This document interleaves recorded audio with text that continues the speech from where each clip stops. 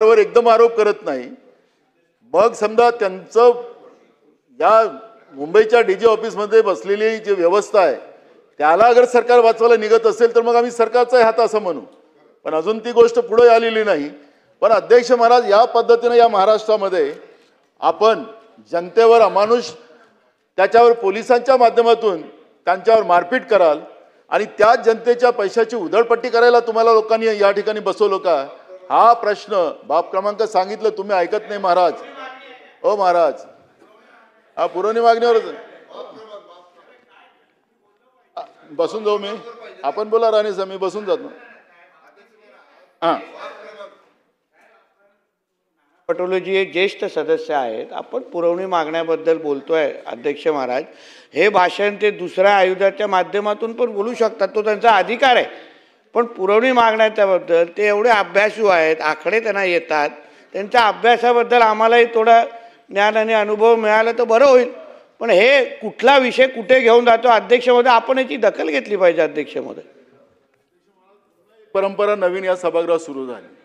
राणे साहेब आमचे, त्यांचे वडील आमचे मित्र होते, ते आमच्या मुलासारखे आहेत, त्याच्यामुळे मी त्यांच्यावर फार काही जाणार नाही। पण अध्यक्ष महाराज, हा जनतेचा पैसा आहे, हे काही तुमच्या घरचे पैसे नाही या सरकारचे, हे जनतेचे पैसे आहेत। जनतेच्या पैशाचा सदुपयोग व्हावा मंत्री महोदय, आणि तो बरोबर व्हावा त्याच्यासाठी पोलिसांचा वापर करून जनतेवर मारपीट करायसाठी हे पैसे नाही आहेत। मी म्हणून त्याच्यावर आहे, त्याच्यामुळे मी त्याच्यावरच आहो, मी काही अजून पुरवणी मागण्यावरच आहो, मी काही गेलो नाही। पण या पैशाचं तुम्ही ज्या पद्धतीनं पोलिसांची दंडुकशाही वापरून लोकांमध्ये जे भीती निर्माण करतात, त्याचा जीव घेतात, त्याच्यासाठी हे पैसे नाही आहेत। हजारो कोटी रुपयाची मागणी तुमची इथं आलेली आहे, हे जनतेचे पैसे आहेत, तुमच्या सरकारच्या घरचे पैसे नाही आहेत। आणि म्हणून ह्या पैशाचा सदुपयोग व्हावा हे प्रश्न आता माननीय हायकोर्टाने काल निकाल दिलेला आहे शुक्रवारी, म्हणून हा प्रश्न या ठिकाणी निर्माण झालेला आहे। त्याच्यामुळे हे जे प्रश्न आहेत ही गंभीर आहे। सरकारने काय तुम्हाला पैसे लुटायसाठी इथं बसवलं नाही आहे, त्याच्यावर लाठीचार्ज करायला नाही बसवलेलं आहे, पैशाची उधळपट्टी करायला नाही बसवलेलं आहे। आणि त्याच्यामुळे सचिन वाजेवर येऊ का त्याच्यावर, सागर त्याच्यावरही येतो, हरेन वगैरे सगळं मला माहिती आहे, हे ते कुठून आली ती जिलेटिंग ते पण मला माहिती आहे, त्यामुळे मग त्याच्यावर जायचं तर त्याच्यावरही जातो। पण मी मुद्दाहून तुम्हाला या ठिकाणी सांगतो की कायदा, नानाभाऊ इकडे बघून बोला, माझ्याकडे बघून बोला। आता आपण सन्माननीय सदस्यांना विनंती आहे, खाली बसून बोलू नका। नानाभाऊ आपण बोला, नानाभाऊ आपण कंटिन्यू करा।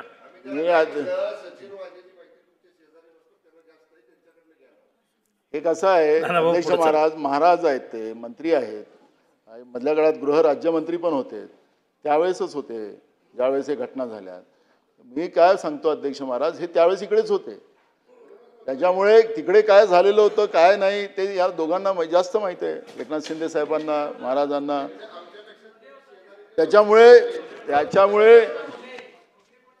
त्याच्यामुळे वॉशिंग मशीन मध्ये गेलेत ते आता, त्याच्यामुळे मी आता काय बोलणार अध्यक्ष महाराज, वॉशिंग मशीन मध्ये गेलेत अध्यक्ष महाराज ते लोक सगळे, त्यामुळे मी आता त्याच्यावर काही फार जाणार नाही। पण एक गोष्ट लक्षात ठेवली पाहिजे, सुधीर भाऊ फार शांततेनं कान देऊन ऐकतात आहे, त्याच्यामुळे मी त्यांच्याकडे जात नाही। पण अध्यक्ष महाराज, एक गोष्ट या ठिकाणी, आता हे पैसे आपण पोलिसांवर खर्च करण्यासाठी घेतात अध्यक्ष महाराज। अध्यक्ष महाराज, आता पोलिसांच्या जागा मोठ्या प्रमाणात खाली आहेत। मी परवा पण बोललो की अनेक आमदारांना अजूनही Y+ सिक्युरिटी आहे। आता Y+ काढलं, एक नवीन अजून नवीन आयात केलं की ज्या आमदाराला नाही त्याला एक पायलट गाडी दिली जाते आजकाल पुढं। एक नवीन संशोधन आता प्रत्येक आता राज्यामध्ये सत्ता पक्षाच्या आमदारासाठी दिलेलं आहे। आखरी हे पैसे कोणाचे आहेत अध्यक्ष महाराज, पैसे कोणाचे आहेत? हे जनतेचे पैसे आहेत। आमदाराला आता प्रत्येक आमदारांनाच आता पायलट गाडी दिलेली आहे का आपण, की Y+ दिलेली आहे या महाराष्ट्रामध्ये? कुठला त्यांना थ्रेट आहे काय? एकदा या पटलावर ठेवा ना अध्यक्ष महाराज, हे पैसे घेतात ना तुम्ही जनतेचे, उधळपट्टी चाललेली आहे ना, तर हिशोब दिला पाहिजे ना राज्याच्या जनतेला। तुम्ही आमदारांना जे Y+ सिक्युरिटी दिलेली आहे, त्याला पायलट गाडी दिलेली आहे, हे कशासाठी दिलेली आहे?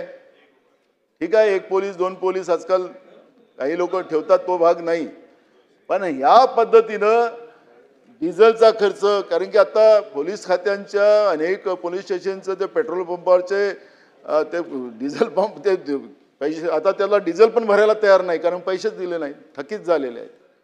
आणि म्हणून या सगळ्या प्रश्नावर जेव्हा या ठिकाणी आपण पाहतोय अध्यक्ष महाराज, तर या ठिकाणी पोलिसांचं मोठ्या प्रमाणात आज भरती नसल्यामुळे, आणि एक गोष्ट या ठिकाणी अध्यक्ष महाराज लक्षात येतं, मी अनेकदा सांगितलं की आपल्या राज्याच्या DG ज्या आहेत रश्मी शुक्ला यांना 2 वर्षाचं एक्सटेन्शन दिलं. परवा मी राज्यमंत्री आमचे बोयर साहेब त्यांच्याबरोबर कुठला एक फोटो सेशन चाललेलं होतं, त्यावेळेस ते DG यांच्या बाजूला बसलेले होते, त्यांचा फोटो पाहिला, त्या आजारी दिसल्यात मला एकदमच, ड्रेसच दिसत होता, त्यांचं शरीर दिसत नव्हतं. त्यामुळे अध्यक्ष महाराज आखरी कशासाठी एक्सटेन्शन दिलं गेलं? का आपल्या राज्यामध्ये त्यांच्यापेक्षा चांगले अधिकारी नाही आहेत का? कशासाठी त्यांनाच दिलं? आणि मग राज्यामध्ये कायदा सुव्यवस्थेची काय परिस्थिती आहे?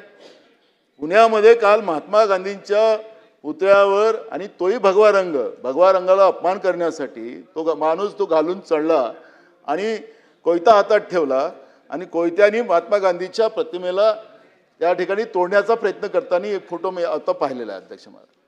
अध्यक्ष महाराज महाराष्ट्रामध्ये कायदा सुव्यवस्था, वारीमध्ये आपण आता पांडुरंगच आपण तिथलेच प्रतिनिधित्व करतात. अध्यक्ष महाराज आता वारीमध्ये सुद्धा कोयता गँगवाले घुसतात आणि महिलांवर अत्याचार करताना आपण पाहिलेलं आहे. राज्यामध्ये कायदा सुव्यवस्था राहिलं का? आखरी हे पैसे कशासाठी खर्च करतायत? लोकांच्या सुरक्षेसाठी आपण खर्च करतोय अध्यक्ष महाराज, जनतेचे पैसे आहेत, आणि मग हे सगळे पैसे खर्च करत असताना महाराष्ट्रामध्ये कायदा सुव्यवस्था राहिला का? हा एक प्रश्न या ठिकाणी निर्माण झालेला आहे. अशा अनेक उदाहरण आपण जेव्हा कायदा सुव्यवस्था देऊ त्यावेळेस चांगलं पोस्टमॉर्टम करू अध्यक्ष महाराज.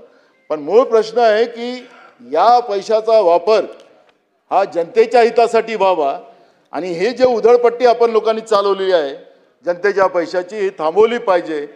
आणि म्हणून मी आपल्याला या ठिकाणी सांगतो की या सगळ्या व्यवस्थेमधल्या पोलीस विभागामध्ये ज्या सुधारणासाठी आपण हा पैसा घेताय त्याचा सदुपयोग व्हावा ही भूमिका, कारण की आपला जो बहुमत आहे, आम्ही समजा याला विरोध केला तरी तुम्ही बहुमताच्या आधारावर हे पैसे लुटायचा धंदा चालू केलेला तो चालू ठेवणारच आहात. त्याच्यामुळे या पैशाचा सदुपयोग व्हावा ही भूमिका या ठिकाणी मी अध्यक्ष महाराज मांडतोय. कृषी पशुसंवर्धन दुग्ध व्यवसाय विकास मत्स्य व्यवसाय विभाग, अध्यक्ष महाराज याही विभागात आपण पाहिलं की कर्मचाऱ्यांची पदं भरली गेली नाहीत, लाखो पदं भरली. आज सकाळीच मुख्यमंत्री महोदय सांगत होते.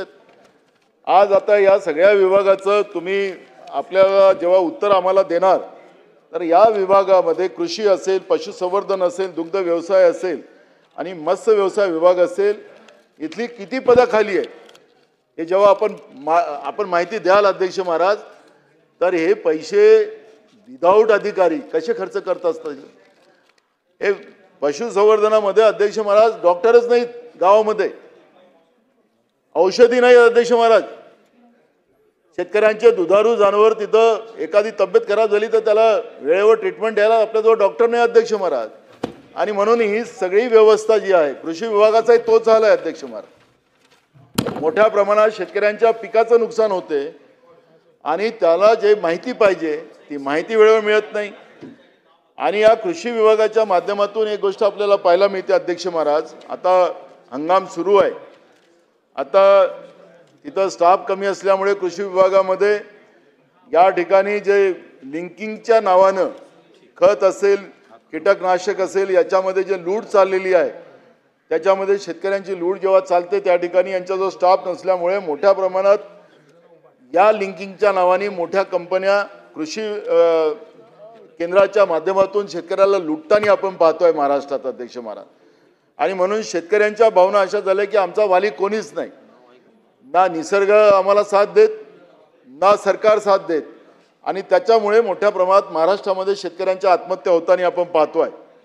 दुग्ध व्यवसायाची तर फारच परिस्थिती गंभीर आहे अध्यक्ष महाराज. आज 30 रुपये लिटर दुधाचा भाव आहे आणि 30 रुपये लिटरच्या भावाचं दूध परवडत नाही. कमीत कमी 50 रुपये तरी पर लिटर शेतकऱ्यांच्या दुधाला, शेतकऱ्यांच्या गाई म्हशीच्या